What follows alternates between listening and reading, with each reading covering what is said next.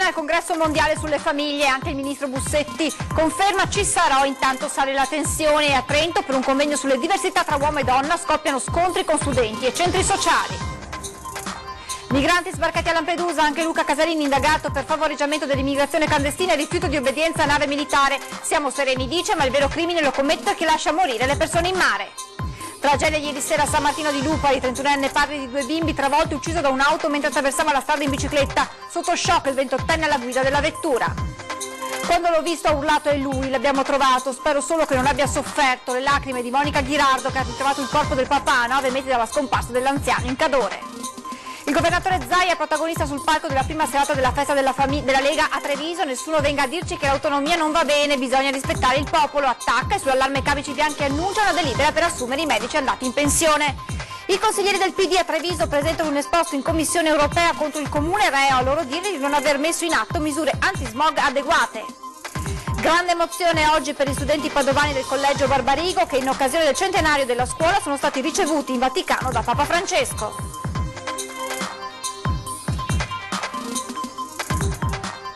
Buonasera e ben ritrovati con l'edizione del Veneto dei telegiornali di Antenna 3, dunque in primo piano la giornata, il congresso mondiale sulle famiglie che in programma tra meno di una settimana. Ebbene, anche il ministro all'istruzione Bussetti ha confermato che ci sarà, ma sale la tensione e a Trento, dove era di scena un convegno sulle diversità tra uomo e donna, sono scoppiati scontri con studenti e centri sociali. Tutto questo nel nostro servizio d'apertura.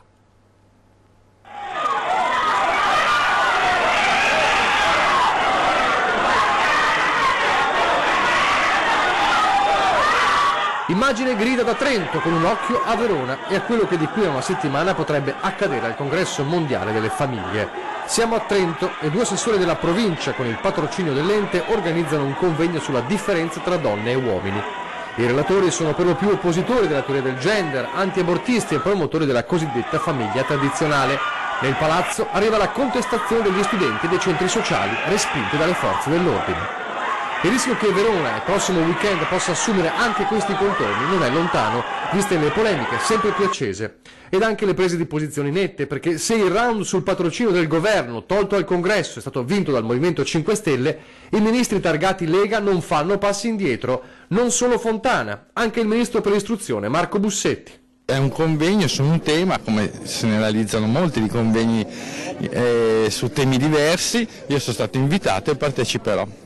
E che sia presente il ministro per l'istruzione a un convegno per il quale l'Università di Verona ha negato la sala fa storcere il naso a molti, tranne che al diretto interessato. Ognuno è libero di pensarla come la vuole, viviamo in un momento, in uno Stato democratico e quindi è giusto che ognuno esprima il proprio pensiero. Lo rispetto, come è giusto che anche gli altri rispettino quelle delle altre persone. Intanto i patrocini regionali restano, l'ultimo in ordine di tempo è quello del Friuli Venezia Giulia, che si affianca a quello del Veneto. Zaia, in compagnia di Bussetti, oggi in visita nella Marca, ribadisce quello che aveva già espresso ai nostri microfoni 2 giorni fa. C'è libertà di parola, dice non siamo oscurantisti, il patrocinio resta e andrò lì a parlare contro l'omofobia. E intanto approfitta del ministro per ricordargli il percorso sull'autonomia. Come Ministero abbiamo risolto tutto quello che era la procedura che ci riguardava, ora tocca, ci saranno altri step, ma a questo punto noi come Ministero non abbiamo più un ruolo in questa vicenda. Il veneziano Luca Casarini è stato indagato per favoreggiamento dell'immigrazione clandestina e rifiuto di obbedienza a nave militare nell'ambito della vicenda della nave appunto Mare Ionio che ha portato a Lampedusa 49 migranti provenienti dalla Libia. Dopo il comandante della Mare Ionio Pietro Marrone, anche il veneziano Luca Casarini è stato iscritto nel registro degli indagati come capo missione di Mediterranea Saving Humans. Le ipotesi di reato formulate dalla Procura di Agrigento sono favoreggiamento dell'immigrazione clandestina e rifiuto di obbedienza a nave militare. L'ex leader dei disobbedienti ha confermato durante un interrogatorio durato 7 ore di avere condiviso la decisione di dirigere verso Lampedusa la nave di cui risulta armatore l'ex assessore comunale veneziano Beppe Caccia, con a bordo 49 migranti soccorsi al largo della Libia. Siamo assolutamente sereni e anzi abbiamo noi fornito tutti gli elementi possibili, immaginabili alla Procura proprio per aprire questa strada e questa finalmente discussione pubblica e giuridica su questi nodi che caratterizzano questo periodo nel nostro paese. Non siamo noi che violiamo i diritti, dicono da Mediterranea, ma chi ha fatto gli accordi con la Libia, chi li porta i migranti in Libia, chi ha permesso che la Libia avesse una zona SAR pur non essendo riconosciuta come un porto sicuro. Ma la polemica è naturalmente rovente, compreso il fatto che anche alla Mare Ionio, definita dal ministro degli interni Matteo Salvini la nave dei centri sociali, venga contestato il fatto di essere arrivata a ridosso della costa africana e poi avere scelto una destinazione più lontana come l'Italia. Il vero crimine a cui stiamo assistendo è proprio questo, girare la testa dall'altra parte di fronte a un dramma umanitario come questo e non fare di tutto per salvare le persone. Ieri ci sono stati 30 morti, noi non c'eravamo in mare, se ci fossimo stati forse avremmo potuto aiutare. Questo è il ragionamento che bisogna fare. Meno presenza in mare di persone che aiutano vuol dire più morti, questo è il nodo. Colpito da un'auto mentre stava attraversando la strada, è morto nel Padovano a San Martino di Lupari un 31enne che stava tornando a casa in bicicletta.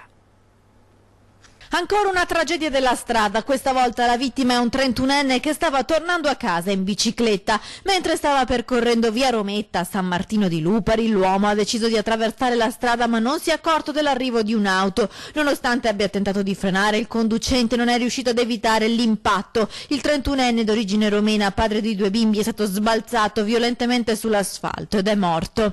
Sotto shock l'autista, un 28enne residente anche lui a San Martino di Lupari. L'incidente è avvenuto intorno a l'1 di notte, sul posto i medici del 118 e i carabinieri per i rilievi.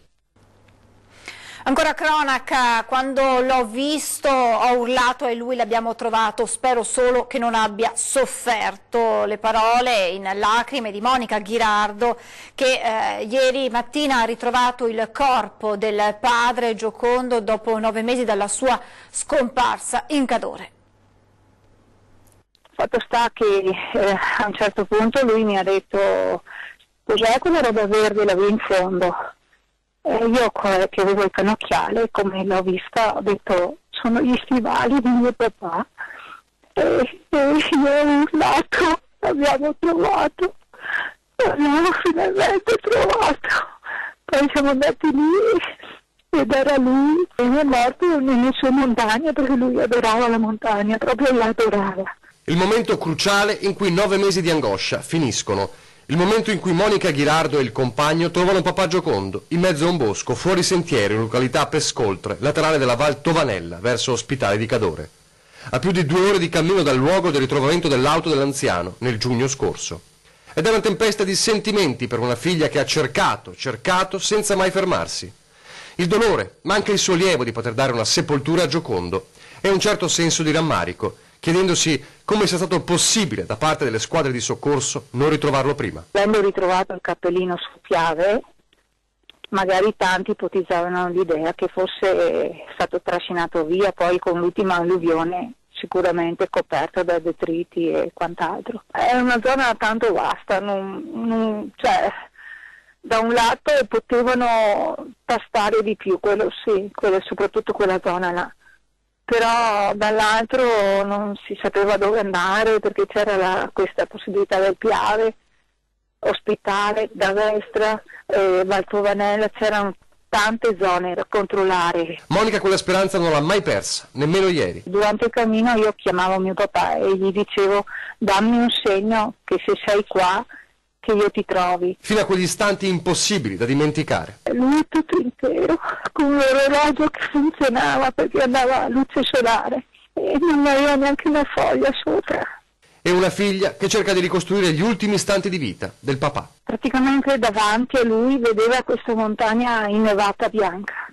Lui è morto dove voleva praticamente. Io ho pensato, suppongo che siccome arrivare lì è una zona abbastanza ripida, e si fa fatica, e lui probabilmente quando è arrivato si sarà seduto e gli sia venuto un infarto, io credo. Ora c'è un corpo a cui dare sepoltura, ci sarà una tomba sulla quale posare dei fiori.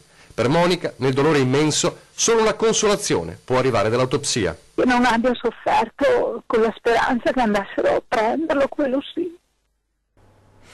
La politica adesso. Ieri sera si è aperta la festa della Lega in Prato Fiera a Treviso. Sul palco protagonista il governatore Luca Zaia, che ha affrontato i temi caldi del momento, dall'immigrazione alle grandi opere, ma soprattutto ha parlato di autonomia. Il dossier sulle autonomie regionali diciamo che va avanti, ma si è un po' rallentato, nessuna colpa, è che le cose vanno fatte bene, siamo disposti ad aspettare un po' per farle bene. Suonano come una nuova frenata per la macchina autonomista le parole del sottosegretario alla Presidenza del Consiglio Giancarlo Giorgetti, dunque all'orizzonte il rischio di un ulteriore allungamento dei tempi. Ieri sera il governatore del Veneto Luca Zaia è intervenuto alla serata inaugurale della festa della Lega a Treviso, intervistato dal nostro direttore Luigi Bacialli, aveva ribadito che il 2019 sarà l'anno dell'autonomia. La pagina di storia questo governo, aveva detto Zaia, la scrive con il progetto dell'autonomia. Il Presidente ha sottolineato come tutto l'iter sia stato fatto nel pieno rispetto della Costituzione, anche se qualcuno, ha rimarcato il governatore, sostiene il contrario.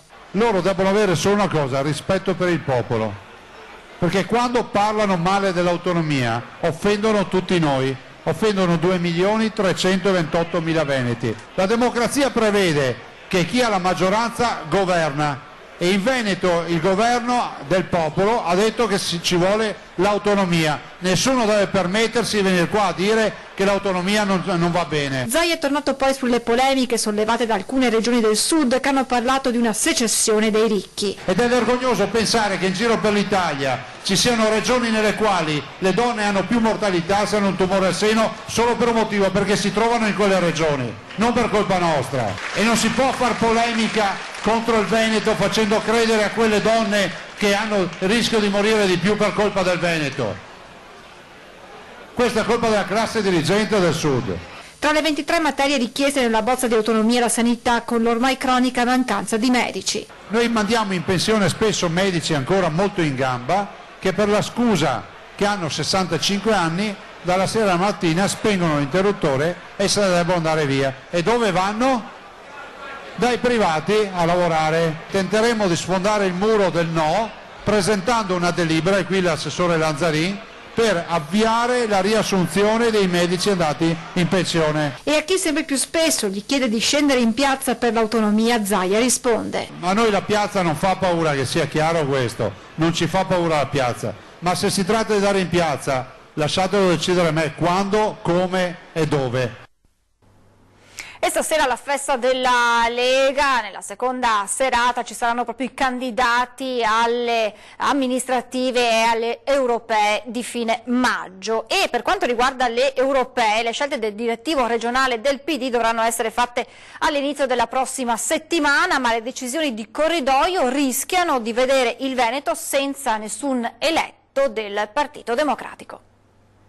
Il 40% delle europee del PD è un lontano ricordo che risale a 5 anni fa. Bisognerebbe essere molto ottimisti per credere a sondaggi che consegnino oltre il 20% all'ex partito di Renzi, ma resta pur sempre un bel gruzzolo importante da far fruttare, soprattutto in previsione di un possibile arretramento dei 5 Stelle. Così la circoscrizione elettorale nord-est, che comprende anche l'Emilia-Romagna, oltre al Triveneto, rischia di avere i posti contati. Uno naturalmente va all'Emilia, non più rossa ma ancora rosa, uno sarà appannaggio della carta Carlo Calenda e della sua verve pro-Europa, e il terzo, a rigore di logica, dovrebbe andare alla veneta Alessandra Moretti, che nelle ultime europee aveva fatto man bassa con 230.000 preferenze.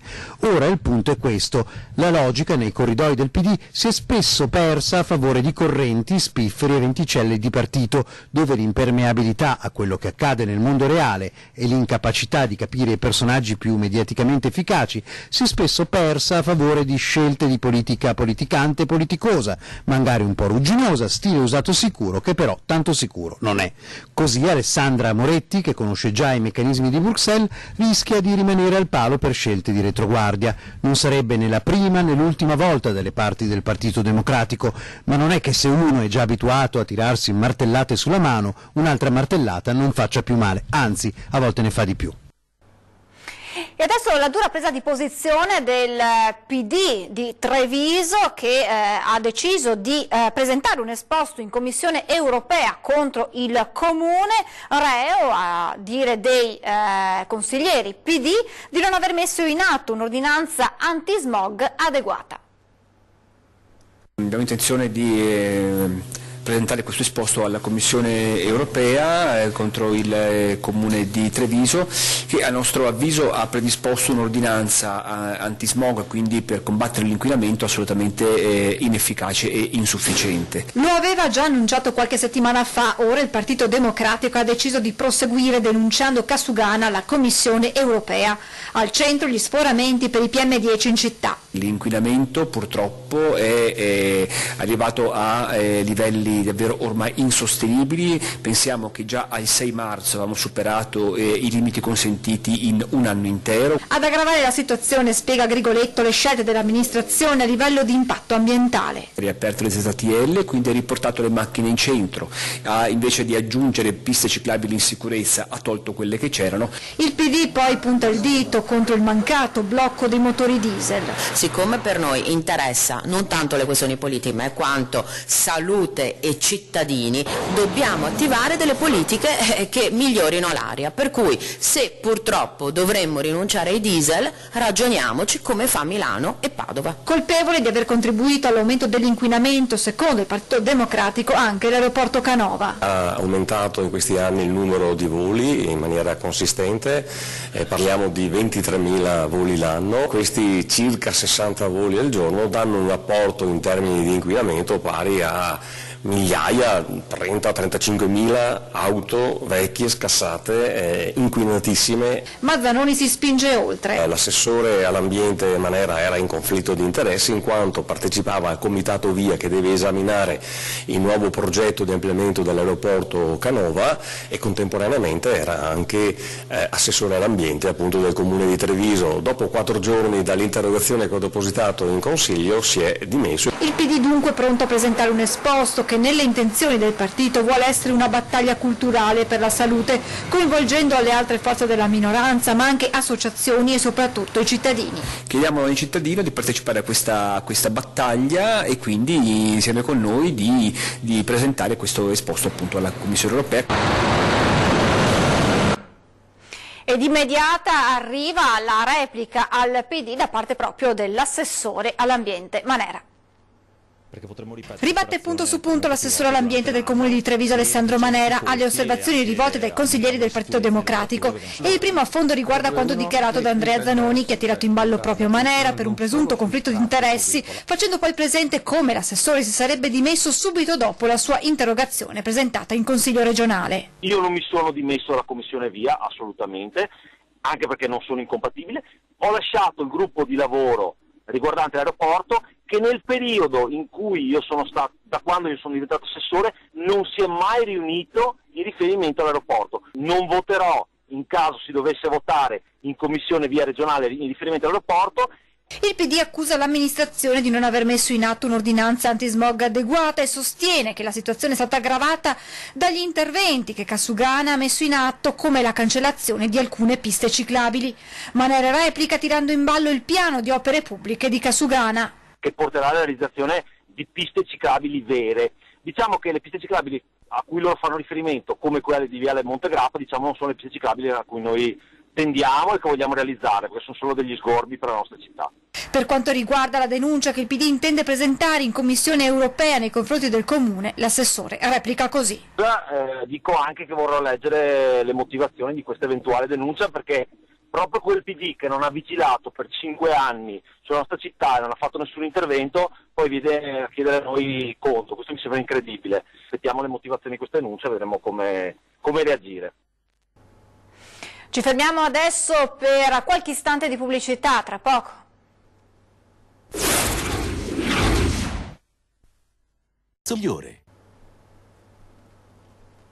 Rieccoci in diretta, grande emozione oggi per gli studenti padovani del Collegio Barbarigo, che in occasione del centenario della scuola sono stati ricevuti in Vaticano da Papa Francesco. Ci potrebbe aiutare a capire come si fa a compiere scelte buone e di chi ci possiamo davvero fidare? Il punto di riferimento più importante per le scelte che noi dobbiamo, tu lo troverai in te stessa. Avere quel riferimento alla propria coscienza e poi come si esprime la tua personalità, la tua coscienza, soprattutto nell'entusiasmo giovanile, che per me è molto importante. Inizia così il dialogo tra Papa Francesco e gli studenti dell'Istituto Vescovile Barbarigo di Padova, ricevuti nell'aula Paolo VI in occasione del centenario dello storico collegio padovano fondato nel 1919 dal vescovo Pellizzo. 3 studenti hanno posto delle domande al pontefice, che li ha esortati a vivere con entusiasmo e a saper rischiare. La giovinezza per voi non è passività. Tante volte ho parlato, mi ripeto sempre, perché i giovani sono sempre gli stessi, no? Dei giovani da divano, no? Quelli che sono passivi, seduti, guardando come passa la storia. Ma è la storia che deve guardare come passi tu. È brutto trovare un giovane in pensione. Una giornata speciale per gli studenti accompagnati dal vescovo di Padova Claudio Cipolla, dai docenti e da esponenti del comune e della provincia. Papa Francesco, per la gioia dei ragazzi, al termine dell'udienza si è prestato a selfie, autografi e abbracci. Al preside Don Cesare Contarini ha lasciato anche l'attestato con la benedizione apostolica per tutto il collegio, per chi vi lavora e per le famiglie dei giovani. Il vostro lavoro nel futuro non deve essere scelto per riempire le tasche di soldi, ma per servire meglio gli altri, ha detto Bergoglio, che poi ha invitato i ragazzi a non pregare come pappagalli, ma con il cuore. Appassionati. La vita si gioca con passione. Tu sicuramente fai lo sport. Sì, no, più o meno. Ma il calcio? No, non fai il calcio, ma almeno quando tu guardi una squadra di calcio, cosa fanno i giocatori? Giocano con passione, perché vogliono vincere. La passione anche in quella vita giovanile è importante. Una vita giovanile senza passione è come la pasta in bianco senza sale. Vi piace? No. E adesso facciamo il punto sulla gara di solidarietà per aiutare il piccolo Joe.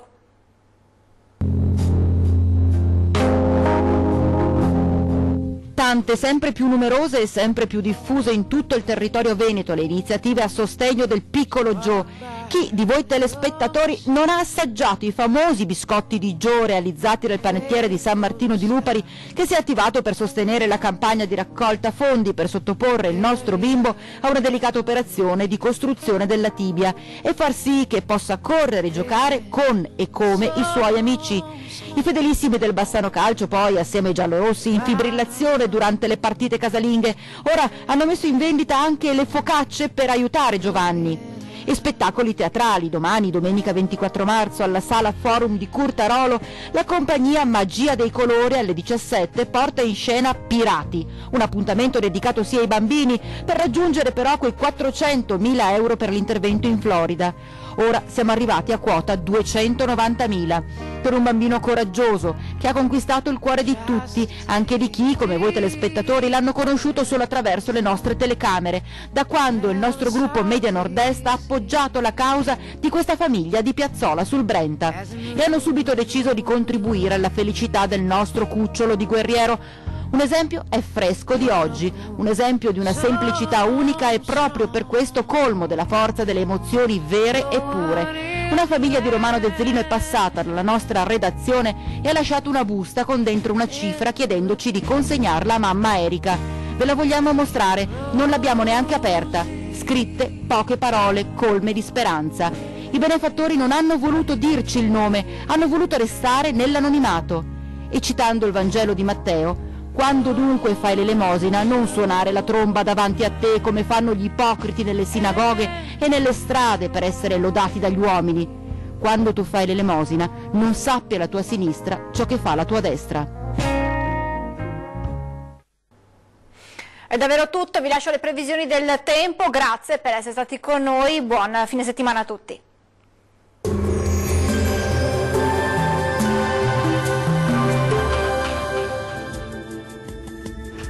Ben ritrovati al meteo. Ci attende una domenica caratterizzata ancora dal bel tempo, l'alta pressione infatti non molla la presa, ma vediamo in maniera più approfondita la situazione del 24 marzo. Sul Veneto sarà soleggiato ovunque, vedete il cielo sarà sereno su tutti i settori o al massimo poco nuvoloso sui monti. Temperature minime tra 2 e 6 gradi, valori massimi oscillanti invece tra 17 e 21 gradi circa. Poche novità sul Friuli Venezia Giulia, la nostra grafica ci mostra che sarà soleggiato ovunque, il cielo si presenterà al massimo con presenza di poche nubi a carattere sparso. Temperature minime tra 5 e 12 gradi, massime comprese invece tra 17 e 21 gradi circa. Condizioni di bel tempo anche sul Trentino Alto Adige con ampio soleggiamento ovunque, con cielo sereno e limpido un po' su tutti i settori. Temperature minime sui 4 gradi, le massime invece si attesteranno intorno ai 22 gradi. Dal meteo di Antenna 3 per ora è tutto, arrivederci al prossimo aggiornamento.